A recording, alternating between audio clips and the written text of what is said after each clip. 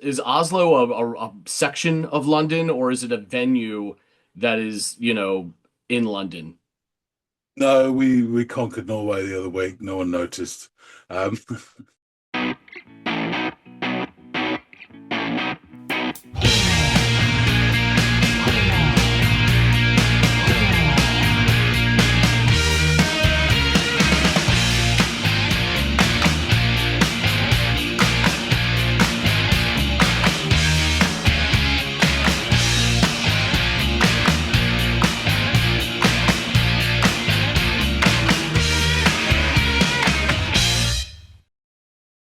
hey, everybody, and welcome to another episode of the Audiophiles. My name's John. His name is Andy. But in the town, it was well known when they got home at night, their fat, psychopathic wives would thrash them within inches of their lives. More on that later, perhaps not. Uh, but first, because it's Friday, yes, it is. Go check your sundial. Um, Because it's Friday, we have a tune which has been selected by one of our wonderful viewers. How did they do that? I hear you ask. Well, they just dropped a comment in any of our episodes. We add it to the list. We get blind drunk and then pick one. So this one was suggested by Tom Sletler. Tom Sletler. They dropped a comment in Wunderhaus. Teal episode live on WFUV Spaghetti. Um, and they suggested Keo. I lied, comma, Amber. Live at Oslo, comma, London. So yeah, this is an interesting one. They're really a newish band, not a lot out there. This is the only example of this one that's available, and it's from their site. So I've tested it and it wasn't blocked, so fingers crossed. But yeah, so have you heard of Keo? No, I have not heard of Keo. And just seeing that it was offered up on Wonder Horse's video makes it that much more intriguing. But hey, we've had some real We've been random caught out by that Yeah, before, yeah, yes. exactly, exactly. I start to get into this like presupposition mode where I'm trying to say, oh, is it correlative? Is there going to be similarities? And then it ends up being something completely different. So who knows? We'll see, I guess. But no, I haven't, and I'm interested to check them out. I'm wondering if you are familiar with them either. I know I'm going to be the one to go check them out, but for the sake of like wondering if you have any background with them, do you? Not at all. Not at all. All I know is this is obviously about some guy who got caught jumping the traffic lights. I lied, Amber. Um, I see what so you did yeah, there. go check it out. Come back and tell Tom Sletta, myself, and all the good people watching what you think. Will do.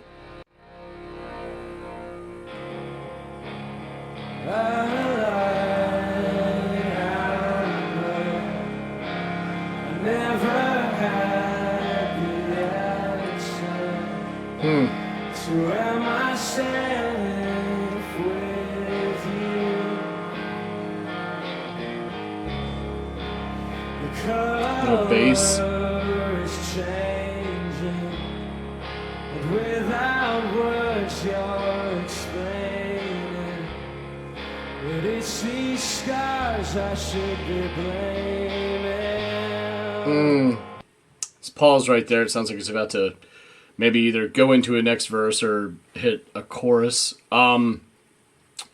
So I first of all the kind of fisheye lens vantage point of just being off stage and looking at the band as they're beginning to perform is pretty cool, and then it switches up on you and provides that kind of the look of being a member of the audience, which is really cool. You know what I mean? It provides that sort of intimate in-house feel. And your man here with the Samuel L. Jackson hat and the slasher movie sweater begins to play and sing, and the chord progression and his voice align in that they both have this kind of wistful, I don't know, regret. There's kind of that tone as he shuffles through that chord progression and begins to sing. And he opens with the titular line, like, confessing that he lied. And there's this sense in the lyrics of, I don't know, the way it ended on the discussion about like it being about his scars, and if he questions whether either if he could keep her safe or if he could keep her safe, but either way, that ending on that line about the scars, to me sounds like it's the baggage that one carries from like previous likely toxic relationships into new ones, and sometimes we think we are healed from those experiences, only to find that we aren't, and then they rear their head. So that's the kind of vibe I got for that opening chorus. But I'm really, I love a good live video of a concert, so it kind of gives you that, like I said before, that kind of intimate feel, like you're right there. So yeah, let's take that back, listen to it again, and see where it goes from there. So am I safe with you? Yeah. That bass note. Colors changing, without words you're explaining, but it's these scars I should be blaming. Yeah. Well, I can't try to fix it. You bring up my side, I'm yet to bleed. Oh, I'm blind, but God knows I tried. There's nothing coming inside of me. I can see how this video came recommended on a video devoted to Wonder Horse. There's kind of a similar vibe going on here between the two bands. So yeah, interesting stuff. It's just as they called it. 1,000 times I've fallen into this flood, thicker than blood. Well, I can't try to fix it. With your blade at my side, I'm yet to bleed. Oh, I'm blind, but God knows I tried. There's nothing coming inside of me now. Hold on, I'm going to take that back in a little bit, but I thought it was really interesting. There's a line, something like, God knows I tried to fix you, which is just an incredible, that's like a big, bright red flag waving. This idea that somebody can fix another person is a daunting task to try to undertake, to try to change somebody. And sometimes we try to change them for the good, and sometimes you end up just trying to change them to better accommodate you, which ends up being really selfish. And oftentimes you end up trying to change somebody only to find you are the one who ends up being changed. So all of that it's a really complex situation to try to be in, and it's a major red flag, because that takes a lot of time, and by the end of it, it's usually time wasted, which is such a shame. But yeah, let's pull this back, because it sounds like it was going to go to an interesting place from here. With your blade at my side, I'm yet to bleed. Oh, I'm blind, but God knows I love this guitar. There's nothing coming inside of me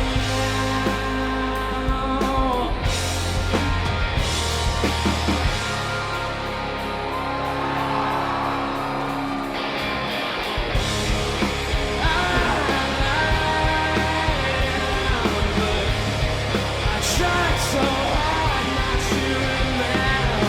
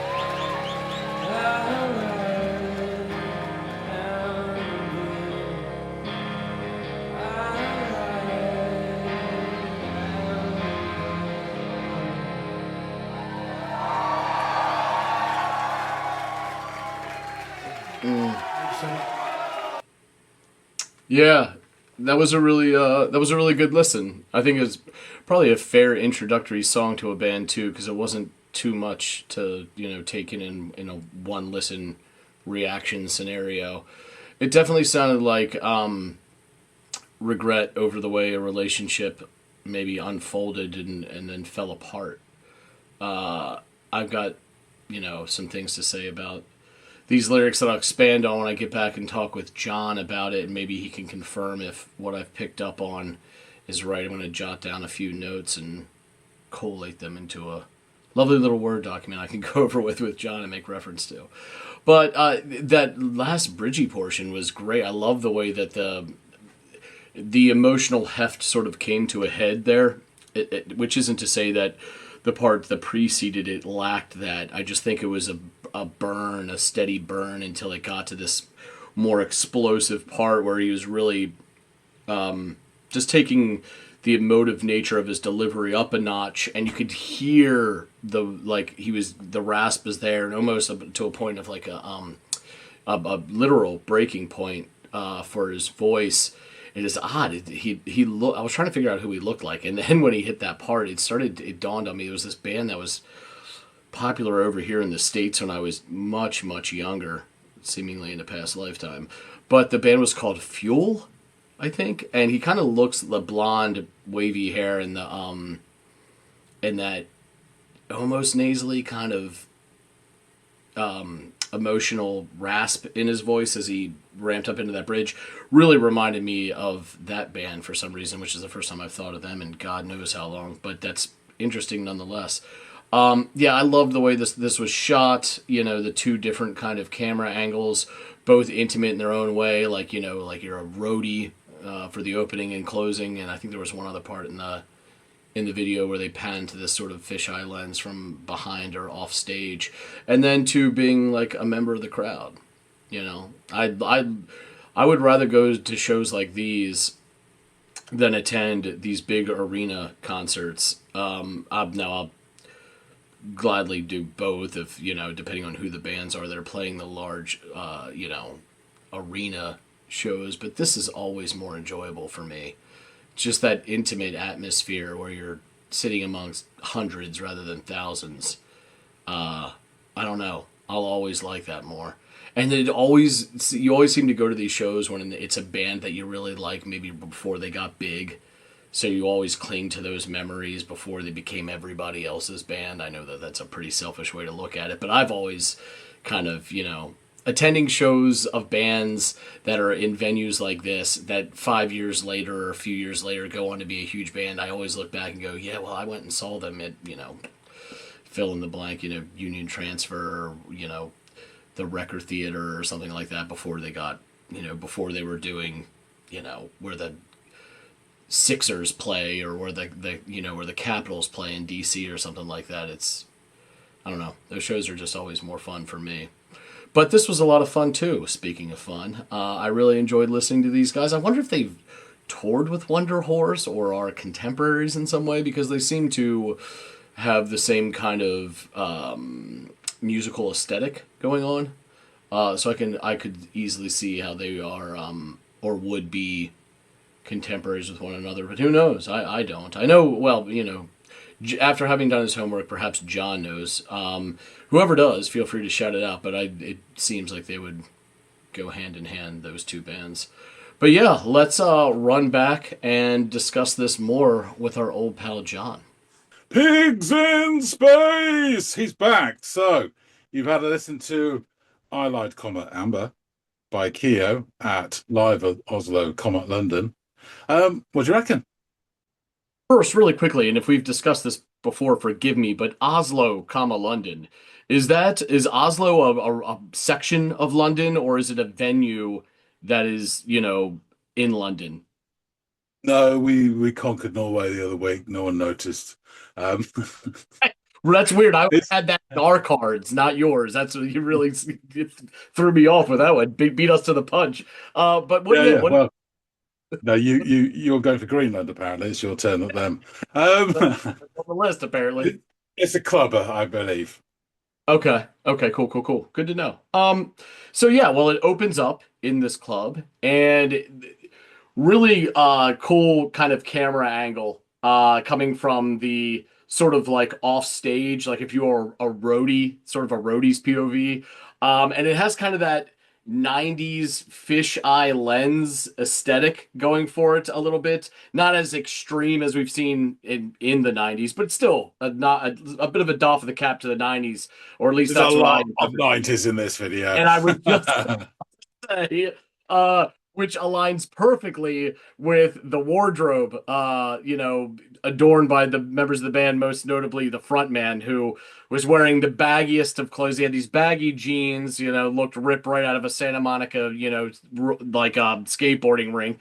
And, this Freddy Krueger-esque oversized sweater, and the backwards Kangol, which is the calling card of the 90s headgear. So yeah, all of it was very 90s. I felt quite at home, and the lens opened with that, which kind of like eased me into that aesthetic.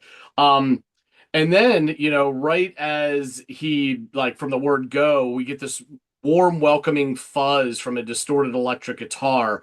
But just as the singer begins to deliver the opening lines, the camera angle switches from that off-stage fisheye lens to this aesthetic of being in the crowd, both of which are really intimate and great and fit perfectly for what I can, what I know of this venue is what I've seen on this video. And it seems like a more intimate setting. So you're getting these more intimate angles, which I really do appreciate. The singer delivers the lines over shuffling guitar chords.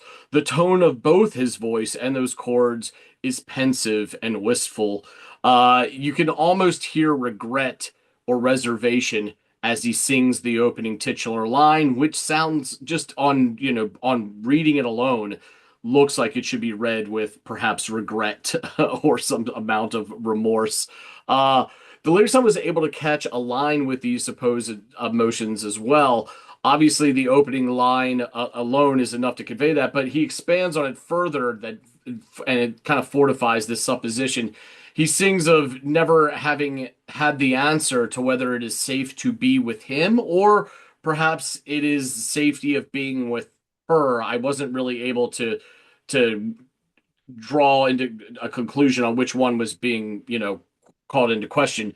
Either way, it's seemingly shaky ground. He mentions the colors are changing, like time is passing. I can only extrapolate from that.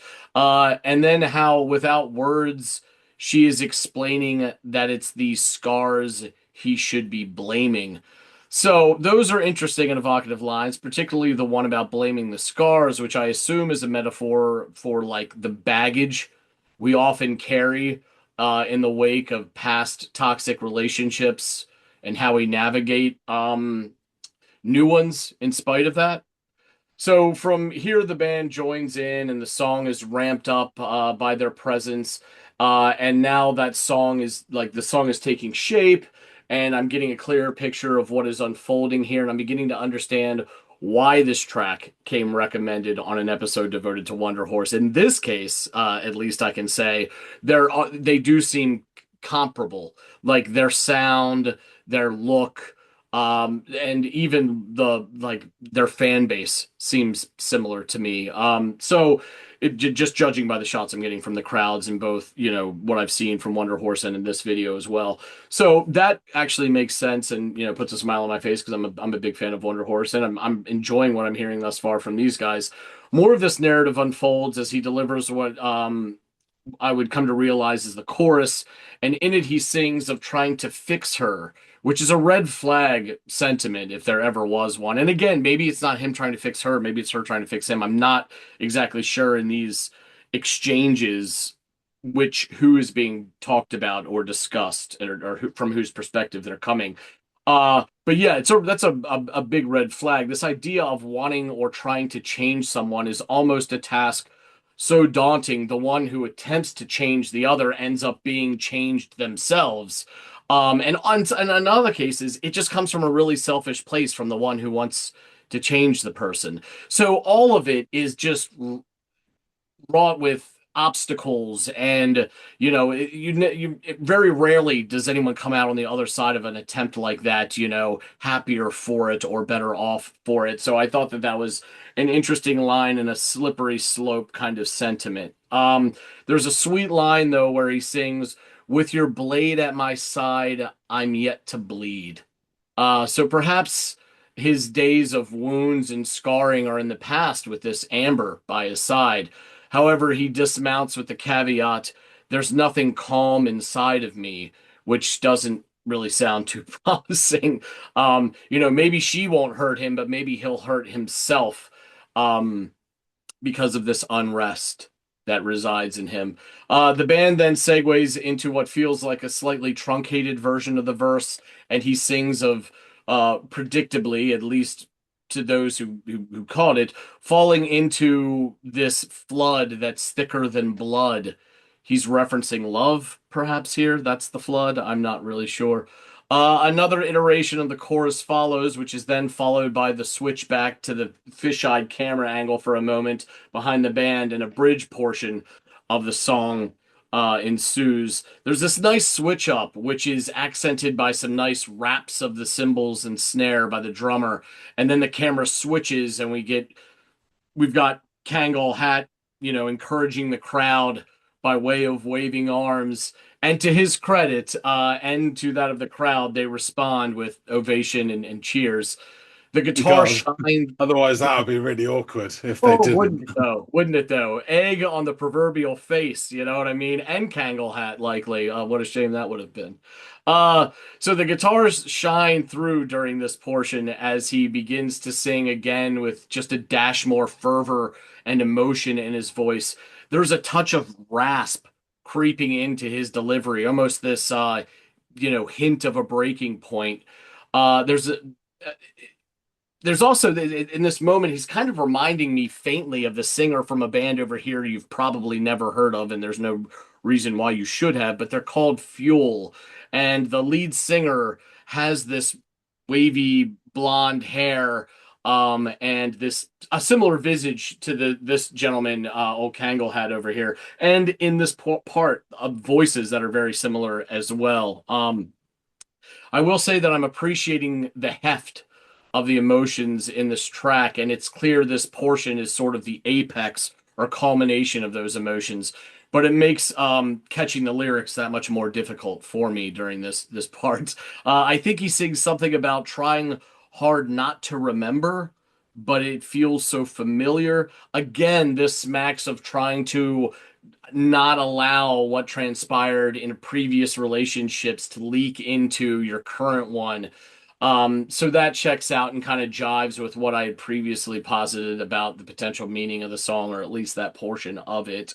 That bridge-like portion then subsides as the audience begins to cheer again, and the band cuts out, save for the singer and his Telecaster, as he sings, "I lied, Amber, I lied, Amber," as the song and the performance come to an end. Yeah, this was a really nice track, a great performance, and I haven't heard any of their other shit, so who am I to say this? But for me, it seemed like a really good introductory song to them and their sound, without, especially in this weird situation, in this weird environment where I'm watching it for the first time and reacting to it and trying to say my feelings about it. It was a nice, clean, concise 3 minutes-ish song with not a lot going on that made it very translatable for me in the one listen kind of scenario that we've created here. So I'd be interested to hear more from them. I really liked the tones of their guitar. The bass didn't really shine for me at any given point, but I'm sure that they probably have other tracks where that is the case. This is also a live recording, so nothing was really standing out, and it wasn't the most balanced production, so I couldn't pick up on nuance. I think in the very beginning, when it's seemingly just him in that opening verse, there's this lovely resonant bass note that comes in about halfway through that I really enjoyed. The drums had that moment where they shined before the bridge, but other than that, they were just doing the job of the drums, which is totally fine. I think this song is more about the narrative than it is about any explosive musical, plot or plan they had for it. This is it's a very eggshell canvas over which they can paint beautiful picture, in this case via the words or the narrative. So yeah, I really, really did like this, and I loved, again, this venue. You and I have talked about this, I probably on camera and certainly off camera, where I would rather go to a show with hundreds of people than to attend one with thousands. For two reasons. I'm getting old. I can't deal with all that bullshit of that many people and all the parking and getting out of that shit. It's a fucking nightmare. Usually when you've graduated to that level of venue, you're only getting the greatest hits, and I think this channel would probably underscore that. Yeah, we like some hits every now and again, but we also love the obscure shit. You are likely to catch a band before they have caught their rising star at places like this, and then when they graduate to those, arenas and, massive stadiums and shit like that, you can be the one saying, oh, I saw them when they were only 3 years into this and they were playing in front of, 450 people at Oslo or whatever. You know what I mean? So I really like that, and I just think you get a lot better bang for your buck when you see shows in places like that. But yeah, tell me more about the meaning of the song, if I'm anywhere near right, or if you even know, and about the band and the album on which this track features, man. Okay, thanks for that, Andy. Yeah, there's not a lot about this band. They are relatively new, and I've scoured as much as I can. Bearing that in mind, I will say this song, I could see potential in this. I think you're right in terms of the musicality of it. It's very much rooted in the 90s. And there wasn't anything particularly spectacular about it. Either the song lives or dies on the emotional heft of, what he's Yeah, bringing to it, which didn't really hit with me, but then I'm an old cynic. there you Um, go. but I'd see there's potential. And there's bits, this is off their brand new EP, and it's the slowest song on there. So it's the one with the cigarette lighter moment. And it'd be interesting to hear what some of the faster ones with a bit more oomph sound like as well, because they've got Yeah, potential there, definitely. They didn't. This is fine. It didn't. I didn't dislike it. It just didn't wow me either. But they're a new band, and it kind of sounded like that. yeah, I think they sound very sort of capable. So perhaps a bit more finding the feet. I don't know. But yeah, be interesting to see what else. I So agree. this is what I've got from them so far, and maybe people who know a bit more, who've seen them perhaps, whatever, can drop some stuff in the comments to fill it out. So Keo and there's some really hilarious, pieces that it's like wiki whatever. There's nothing. So there's certain blog sites that have done stuff, and they are PR written pieces written by a third party, and they've just dropped them into their website. Right. And I'll quote some of them. They're hilarious. But anyway, so Keo are a four-piece alternative rock band formed by the Keo brothers. Now, I believe Keo is the phonetic spelling of their surname, which is Keogh. It might be Keogh or Oh, okay. Keo. Sometimes that GH is completely silent. Sometimes it's an F. Um, Yes. depending on where it's come from. So Finn and Connor Keogh moved from Devon to London to find like-minded musicians to create and break their sound. In London, they met Ollie Spackman and Jimmy Lanwern, and from there honed their post-grunge sound. Keogh's music is Jeff Buckley and Radiohead influenced rock, with an edge inspired by 90s bands like Smashing Pumpkins. And I did read somewhere else they threw in Pearl Jam. um, more John, more contempt. you know who they actually kind of remind me of the more I think about it, and it's not just, and I think that it's the 90s aesthetic too, is, do you remember Dexter and the Moon Rocks?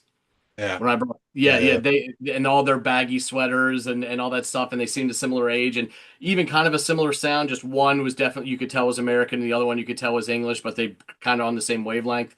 Yeah, that's what it just hit me. So yeah, go on. I'm sorry. Um, yeah, more contemporary influences of theirs include Wonder Horse and Fontaine's DC.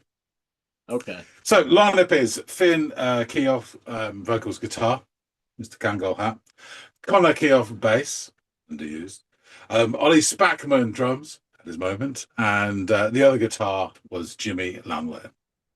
So their origins place back to Plymouth and Portugal and Ireland and the US. So that's where I guess some of the people are from. The Keogh brothers spent much of their youth touring the UK, Ireland, and the US with their father's traditional Irish folk project. So I guess that would be like the sort of British version of Kings of Leon with their traveling evangelical circus, whatever tent thing, revival tent. That's it. Now rooted in London, the Young Four Piece have released their new single. They released their single "Fly," which was recorded live to tape in March last year. Um, Most recently, they took to the Rainbow stage, British Summertime in Hyde Park, with Kings of Leon, the Vaccines, and Paolo Nutini, grabbing the attention of festival goers as they opened the stage for the day and solidifying their spot as ones to watch in the alternative rock sphere. An urgent, at times enraged blast of alternative rock, vocalist Finn's rasping delivery, and his astute reflections on trust and toxic relationships all patiently build toward a cathartic release of emotion. PR written there. So they are brought out their debut EP called Siren, and it came out I think just a few weeks ago. And it's like a 6-track EP with I Lied Amber being the first track on the side. Hey, so the little blurb here from the band saying it's been 4 years in the making, playing empty rooms, refining our set, and landing on these 5 songs. There's a bonus track, so it's 6. This EP was not written to be sold, nor was it sanitized in order to appeal. Everything is from the heart and nothing came lightly. Thank you to everybody who's been coming down to shows and spreading our name. We hope you find something in this body of work. I think it was meant to be sold. But anyway. It's being sold, so. Yeah. So the Indie Scene website, and I have to say, a lovely font they use called Ballinger Mono. Check it out. They've written a searing coming-of-age collection. Siren EP dives headfirst into themes of recovery, obsession, and identity.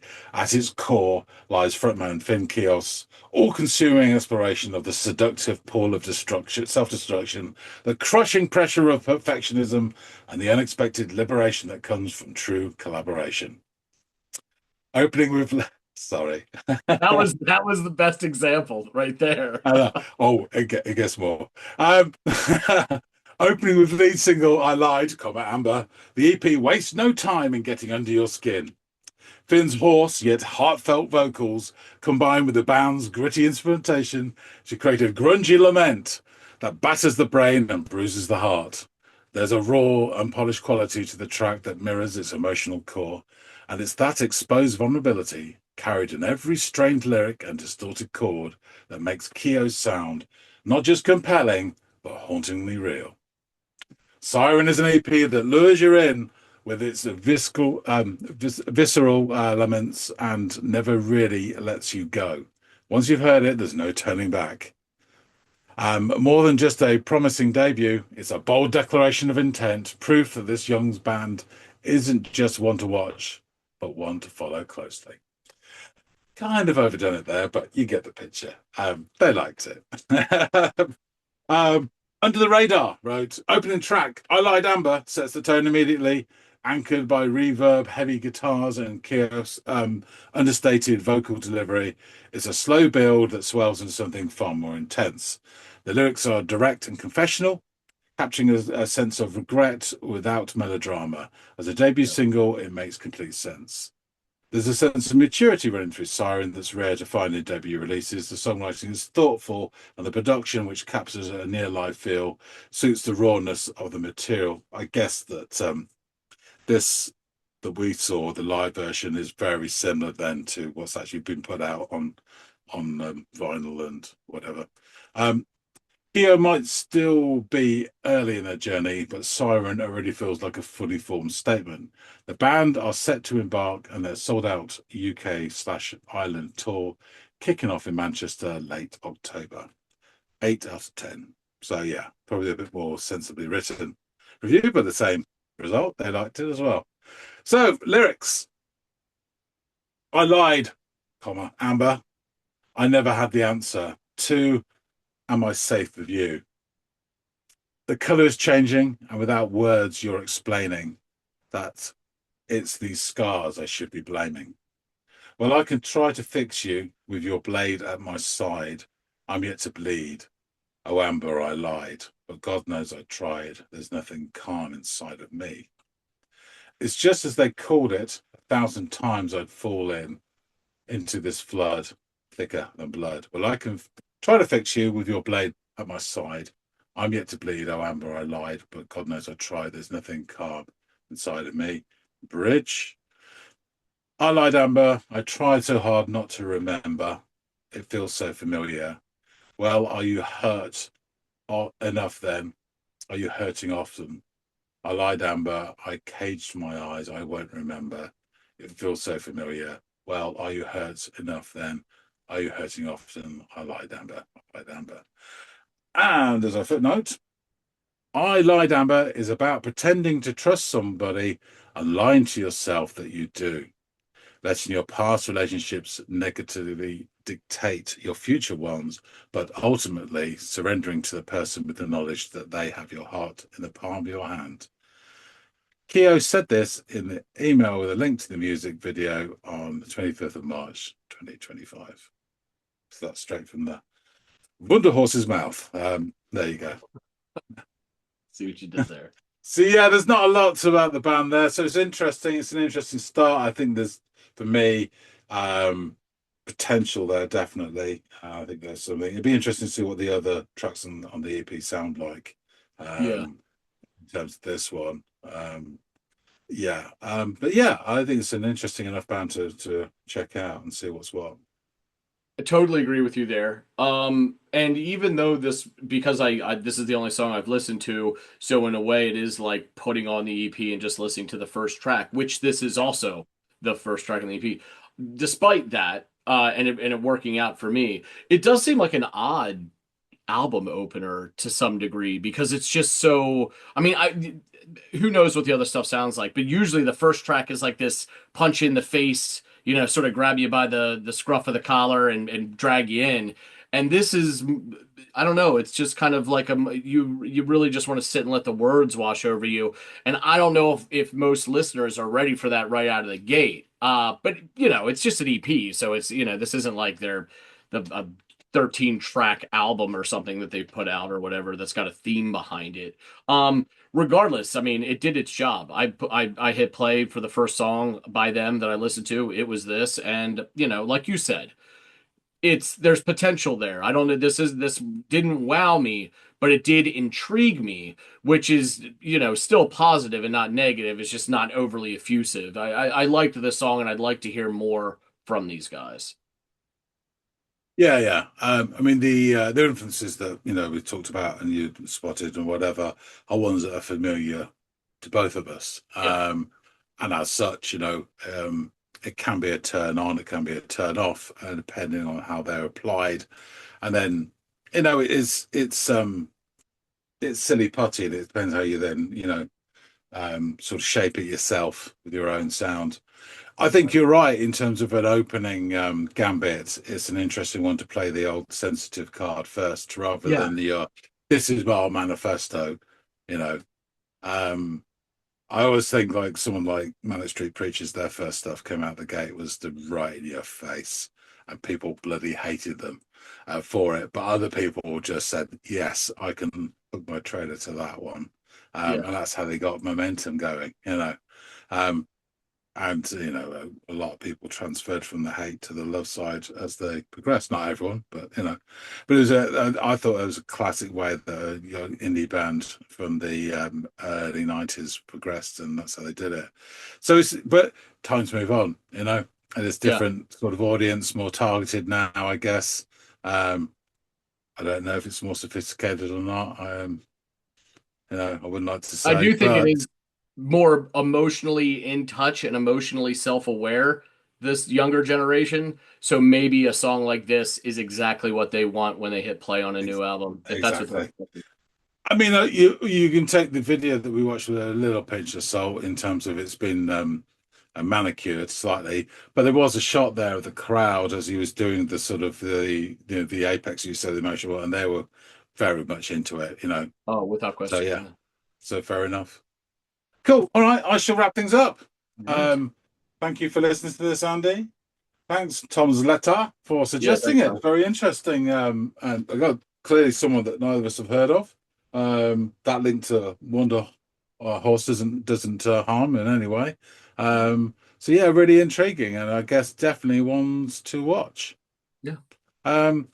Yeah, folks out there, tell us what you think. If you like this, please hit the like button and drop some comments. Perhaps you know Keo more than we know Keo, which wouldn't be hard.